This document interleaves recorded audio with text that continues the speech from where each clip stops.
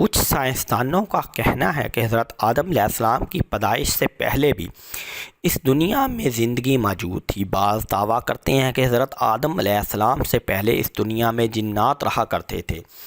جنات پہاڑوں، میدانوں، ہر جگہ قبیلوں کی شکل میں آباد تھے۔ اکثر سائنسدانوں کا کہنا ہے کہ اس زمین پر حضرت آدم سے پہلے بھی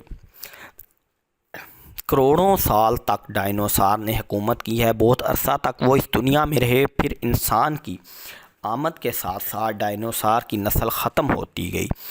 سوال یہ پیدا ہوتا ہے کہ یہ دنیا کیسے بنی؟ سب سے پہلے کس کو پیدا کیا گیا؟ زمین کو اللہ نے کب بنایا اور آخر اللہ نے انسانوں کو پیدا ہی کیوں کیا؟ اب سب سوالات کا جوابات جاننے کے لیے ویڈیو کو پورا لازمی دیکھیے گا اور ہمارے چینل کو سبسکرائب کر لیجئے گا۔ اس میں کوئی شک نہیں کہ زمین و آسمان بلکہ کائنات کی ہر چیز اللہ ہی نے پیدا فرمائی ہے۔ قرآن پاک میں اللہ تعالیٰ سورۃ حدید میں ارشاد فرماتے ہیں، وہی ہے جس نے آسمانوں اور زمینوں کی 6 دن میں پیدا کیا، پھر عرش پر جلوہ فرما ہوا، اور وہ خوب جانتا ہے اس چیز کو جو زمین میں جائے اور اس سے جو نکلے، جو آسمان سے نیچے آئے اور جو کچھ اس میں چڑھ کر جائے، اور جہاں کہیں تم ہو وہ تمہارے ساتھ ہے اور اللہ تمہارے اعمال کو دیکھ رہا ہے۔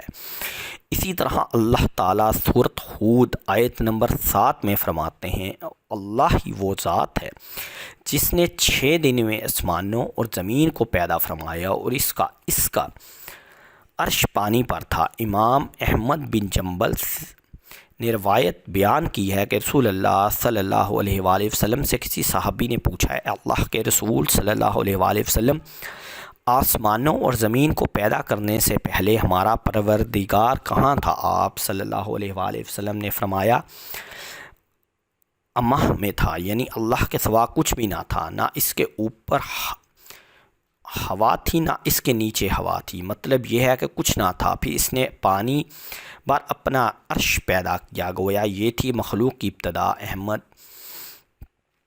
امام احمد، امام ترمذی، امام ابو داؤد اور بے شمار محدثین نے روایت بیان کرتے ہوئے کہا، رسول اللہ صلی اللہ علیہ وآلہ وسلم نے فرمایا، بلا شبہ اللہ نے سب سے پہلے قلم کو پیدا کیا، پھر اللہ نے اس کو حکم دیا، چنانچہ وہ اس طرح چل پڑا اور قیامت تک ہونے والی ہر چیز لکھ دی۔ یہ اللہ کا علم تھا کہ جس کو قلم نے اس کے حکم کے مطابق لوح محفوظ پر لکھا۔ دوستوں، یہاں آپ کو بخاری شریف کی حدیث مبارکہ بیان کرتے ہیں چلیں کہ ایک دفعہ یمن سے ایک وفد حضور صلی اللہ علیہ وآلہ وسلم کی خدمت میں حاضر ہوا۔ وہ عرض کرنے لگے، اے اللہ کے رسول، ہم آپ کے پاس دین کو سمجھنے کے لیے حاضر ہوئے ہیں اور ہمارا یہ سوال ہے کہ اللہ نے سب سے پہلے کیا چیز پیدا کی تھی؟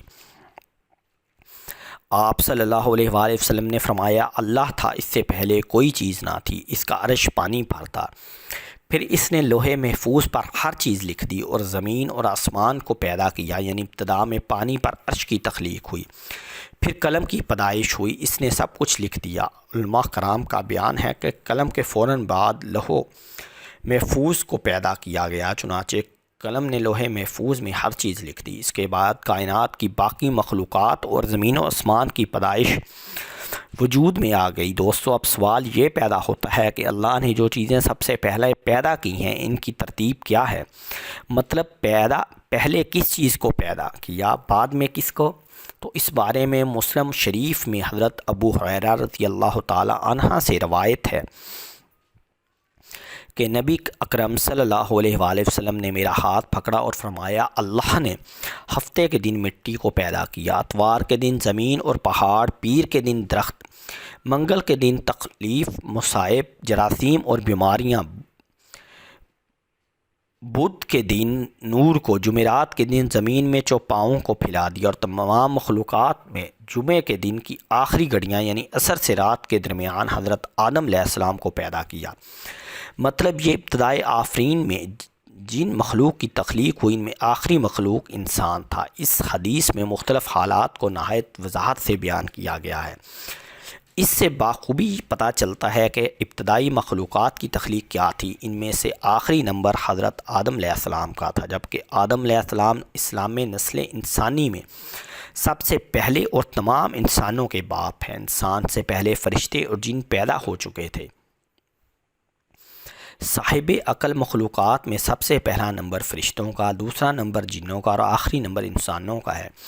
فرشتوں کا اصل ٹھکانہ آسمان ہے۔ اللہ تعالیٰ سورۃ شورى آیت نمبر 5 میں فرماتے ہیں، قریب ہے کہ آسمان اپنے اوپر سے پھٹ پڑے اور تمام فرشتے اپنے رب کی تسبیح اور تمجید بیان کر رہے ہیں اور زمین والوں کے لیے استغفار کر رہے ہیں۔ خبردار، اللہ تعالیٰ معاف کرنے والا اور رحمت کرنے والا ہے۔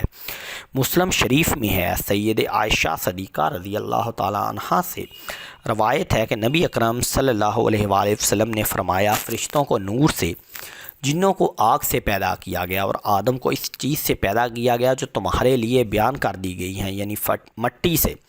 فرشتوں کی تخلیق کے بعد جنوں کو پیدا کیا گیا، جنوں کو بھی انسانوں سے پہلے پیدا کیا گیا تھا، جیسا کہ اللہ تعالیٰ سورۃ حجر آیت نمبر 27 میں فرماتے ہیں، اور اس سے پہلے جنات کو ہم نے لوح دیوانی آگ سے پیدا کیا۔ جنات کے بارے میں بہت زیادہ آیات و احادیث موجود ہیں۔ اللہ تعالیٰ فرماتے ہیں، جنات کو آگ کے شعلے سے پیدا کیا گیا۔ یہ آگ کے بھڑکتے شعلے کے کنارے کو کہتے ہیں۔ گویا جنوں کو آگ کی جڑ سے نہیں بلکہ آگ کے شعلوں کے کنارے سے پیدا کیا گیا۔